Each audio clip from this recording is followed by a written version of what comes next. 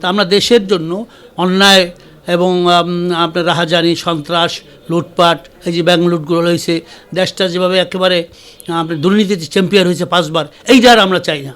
আমরা একটা পরিবর্তন চাই, সেই পরিবর্তন হয়েছে সংস্কার, নূতন বাংলাদেশ।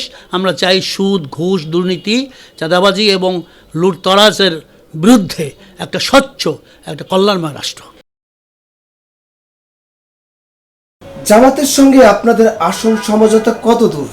ধন্যবাদ চেঞ্জ টিভিকে, বিশেষ করে আলী ভাই আসছেন আমাদের সাক্ষাৎকার নেওয়ার জন্য। প্রথমেই চেঞ্জ টিভিকে ধন্যবাদ দিয়ে শুরু করতে চাই যে বর্তমানে এই প্রশ্নটা, এই কথাটা আপনি যেটা প্রশ্ন করছেন জানার জন্য, এটা খুব চলতেছে সমাজের বিভিন্ন স্তরে এবং আপনার সামাজিক মাধ্যমগুলো, ইউটিউব থেকে শুরু করে সব জায়গায়, যে জামাতের সাথে আমাদের সম্পর্ক এবং সিট ভাগাভাগি, আসল সমঝোতার শেষ পর্যন্ত কী হল, এটা সময় উপযোগী একটি প্রশ্ন। আমাদের সাথে জামাতের যে আমরা 8টি দল, আপনারা জানেন, ইসলামী দলগুলো আমরা এক হয়েছি 3-4 মাস আগেই, এবং আমরা একসাথে অনেকগুলো প্রোগ্রাম দিয়েছি। বিশেষ করে শরীদ উদ্যানে আমরাও মহাসমাবেশ ডেকেছি, জামাতও ডেকেছে, তারা আমাদের সমাবেশে আসছে, আমরা তাদের সমাবেশে গেছি। এরপরে শেষ পর্যন্ত আমাদের 7টা বিভাগীয় শহরে আমরা একসাথে প্রোগ্রাম করছি, সব 8 দল মিলে। তো হঠাৎ করে আপনারা জানেন এই 4-5 দিন আগে এনসিপি, ছাত্রদের সংগঠন, এবং কর্ণগলির যে লেবার পার্টি, এবং আপনারা জানেন যে আমাদের মঞ্জু ভাই যে আমার দেশ পার্টি, এইরকমের 3-4টা দল আসারতে সিট নিয়ে কিছু একটু আমাদের ভিতরে একটু ভুল বোঝাবুঝি হয়েছে। যেই ভুল বোঝাবুঝিটা আল্লাহর রহমতে কেটে গেছে। এখন আমরা সমঝোতার দ্বার প্রান্তে, আমাদের সংলাপ চলতেছে, আলোচনা চলতেছে। আমরা সবাই চাই যে একত্রতা হয়ে, এক হয়ে আমরা রেশিও অনুযায়ী, মানে যেটাকে আমরা, এটা জোট না, এটা হচ্ছে আমাদের ভোট, যে 1 বক্স ফর ইলেকশন, এইটা হচ্ছে আমাদের, এইটা টার্গেট। হ্যাঁ, এক বাক্সে ইসলামিক ভোটগুলো এক বাক্সে পড়া, ইয়েস, একটা বাক্স থাকবে। এখন 12 দল হয়েছে, তো 12 দলের একজনই প্রার্থী থাকবে, আর কেউ থাকবে না। ওনাকে সব বাকি 11 দল সাপোর্ট দেবে রেশিও অনুযায়ী, যেটা আমরা বারবার বলতেছি, যেটা কোনো জোট না, এটা হচ্ছে সমঝোতা, সিট সমঝোতা, এক বাক্স। তো এটা আমরা আল্লাহর রহমতে মাঝখানে একটু ভুল বোঝাবুঝি দূরত্ব হয়ে গেছিলো, ওটা সব সমাধান হয়ে গেছে, আমাদের বৈঠক হয়ে গেছে। আরও 2-1টার পরে আপনারা এই ব্যাপারে ইনশাআল্লাহ সমঝোতার লিস্টটি 300 আসনে, সেটা হয়তো 2-3 দিনের ভিতরেই আমরা দেখতে পাবেন, জাতির সামনে এটা আসবে ইনশাআল্লাহ। কিন্তু এর মধ্যে আপনি যে বোঝানোর কথা বললেন, আপনাদের সমঝোতা হচ্ছে, আসন ভাগাভাগির বিষয়ে আপনারা অনেকে ছাড় দিবেন, অনেকেই, তো এর মধ্যে শোনা যাচ্ছে যে জোট ভেঙে যাচ্ছে, এই বিষয়ে যদি পরিষ্কার করতে। এটা একেবারে সম্পূর্ণ ফেক নিউজ, এটা একেবারে মিথ্যা। এরা যারা ইসলাম বিদ্বেষী বা যারা চায় না যে আমরা ঐক্যবদ্ধভাবে এই 12 দল নির্বাচন করি, যারা এইটার বিরোধিতা করে, তাদের এটা একটা কারসাজি, মিথ্যা। যেমন একটা উদাহরণ দিয়ে আপনি দেখছেন 101 জন আলেমের নামে একটা বিবৃতি দিয়েছে, যেটা কোনো ইসলামী না, এটা সম্পূর্ণ মিথ্যা।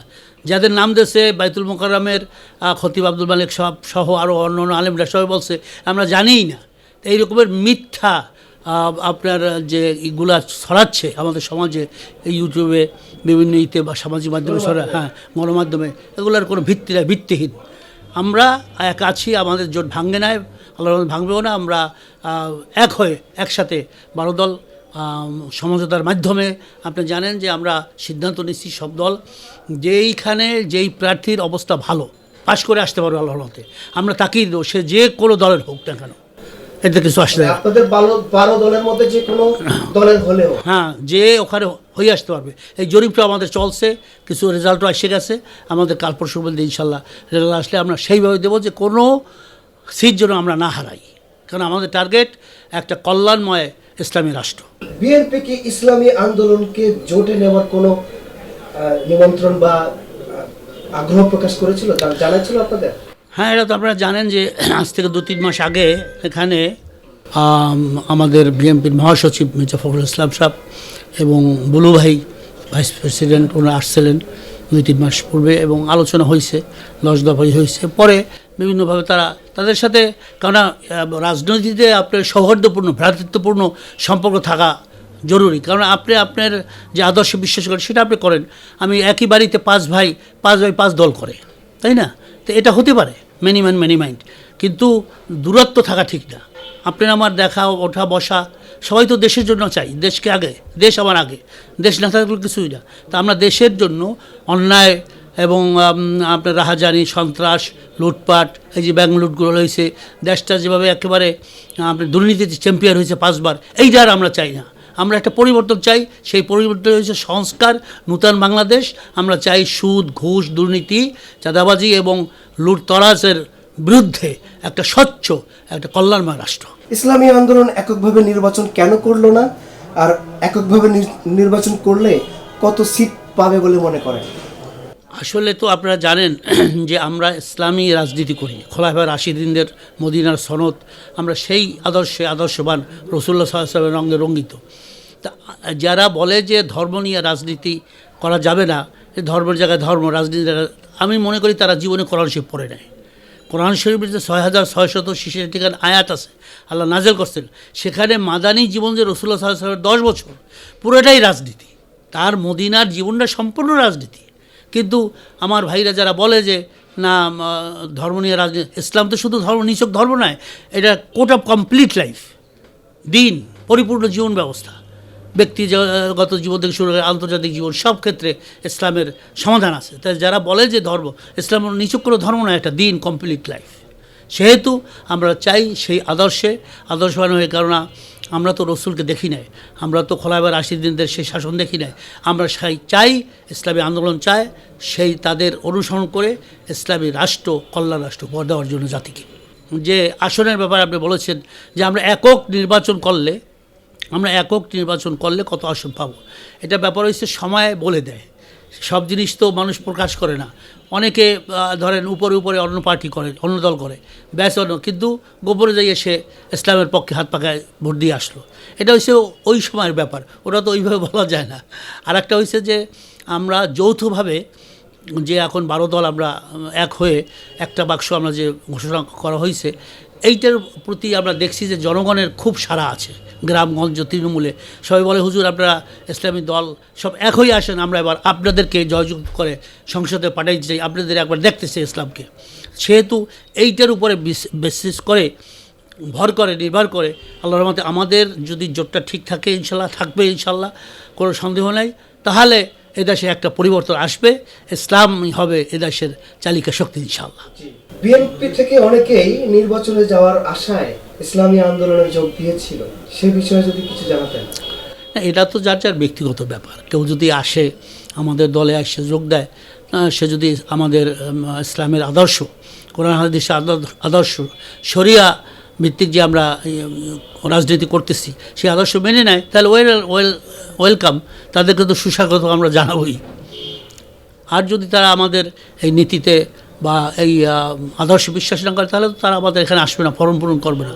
কারণ অনেকে আসছে যে না আমরা চাই যে দেশে ইসলামী শাসন হোক এবং দুর্নীতিমুক্ত, সন্ত্রাসমুক্ত, চাঁদাবাজি মুক্ত দেশ হোক। এই জন্য আপনাদের দরকার ইসলামী শাসন দরকার, এছাড়া এর কোনো বিকল্প নাই। সেহেতু তারা আসতেছে, আমরাও তাদেরকে গ্রহণ করতেছি। জামাতের সঙ্গে কোন জায়গাটিতে আপনাদের দ্বন্দ্ব বলে মনে করেন? না, আসলে তো ওইভাবে এখন কোনো দ্বন্দ্ব, এটা রাজনৈতিক ব্যাপার। তো একটা হচ্ছে আকিদার জায়গায়, আর রাজনীতির জায়গায়, এটা তো রাজনীতির ব্যাপার। আমাদের এই সমাজটাই হয়েছে একটা রাজনৈতিকভাবে, যে না আমাদের সবাই ব্যবহার করে, ইসলামকে ব্যবহার করে, আসলে যখন নির্বাচন আসে টুপি বাতায় দেয়, তসবিহ পরে আপনার মসজিদে যায়, কিন্তু তারা ইসলামকে নিয়ে রাজনীতি করে। আমরা তো ইসলামী আদর্শবান হয়েই জন্ম থেকেই আমরা ইসলামী রাজনীতি করতেছি, আমরা তো এখন না, আমরা চলতেছে। সেহেতু আশা করি দেশের জনগণ এখন চাচ্ছে পরিবর্তন, যে একটা নতুন কিছু আসুক।